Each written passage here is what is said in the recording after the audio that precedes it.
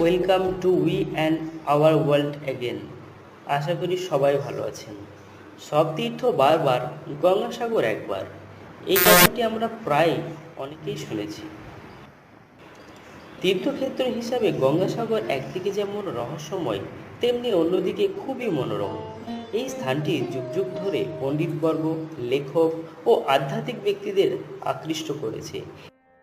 এই স্থানটি কলকাতা থেকে ১০০ কিলোমিটার দূরে পশ্চিমবঙ্গ রাজ্যের দক্ষিণ ২৪ পরগনা জেলায় অবস্থিত।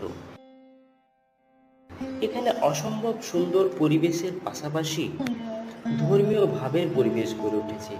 এটি এমনই পবিত্র স্থান যেখানে মানুষের আস্থা ও বিশ্বাস জাগরিত হয়, যেখানে সাংসারিক চিন্তা ভাবনা থেকে আধ্যাত্মিক জগতে পৌঁছাতে পারে, আবার যেখানে সাংসারিক জীবন থেকেও নির্বাণের পথ খুঁজে পাওয়া যায়।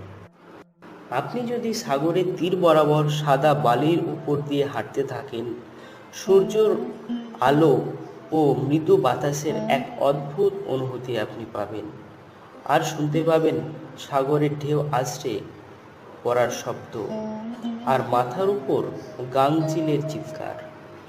এখানে আপনি পাবেন কপিলমুনি মন্দির, যা একটি আধ্যাত্মিক ও ঐতিহ্যবাহী ক্ষেত্র।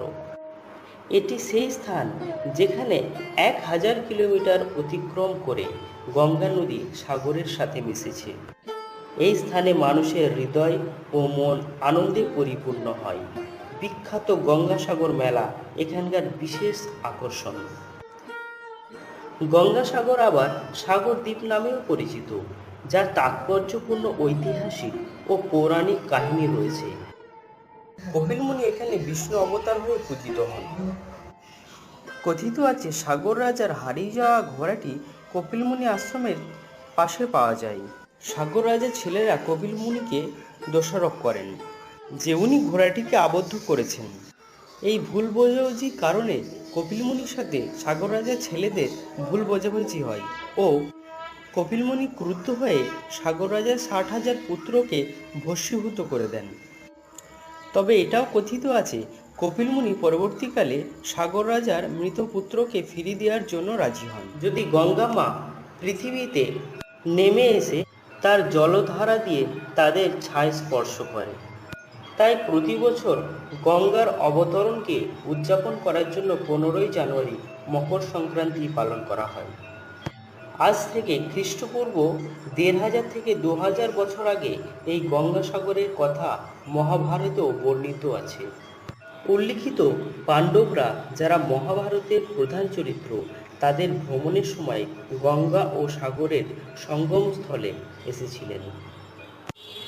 গঙ্গাসাগর মেলাটি মহাভারতের আগে থেকেই চলে আসছে, তবে ১৮ শতকে নদিয়ার মহারাজার জন্য এই মেলাটির অনেক উন্নত হয়।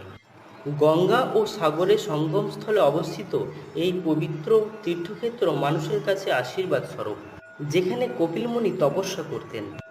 সাগরদ্বীপ ধর্মীয় পরিবেশ, বিস্তীর্ণ সাদা বালুকাময় স্থান, পরিষ্কার আকাশ, গভীর নীল সাগর এবং প্রজ্বলিত কপিলমুনি আশ্রম সৃষ্টি করেছে ও সেই সঙ্গে সৃষ্টি করেছে মনোমুগ্ধকর এক পরিবেশ।